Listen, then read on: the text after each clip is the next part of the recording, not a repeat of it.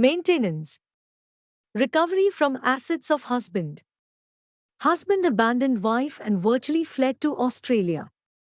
Husband obtained ex-parte divorce in Australia and got married again.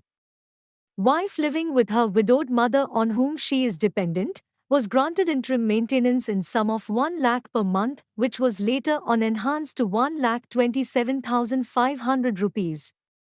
Current outstanding arrears of maintenance amounts to 1.25 Cr. approx.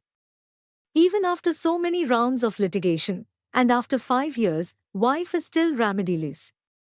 Persistent defiant conduct by husband and father-in-law through one pretext or another stalled the compliance with the orders of the court.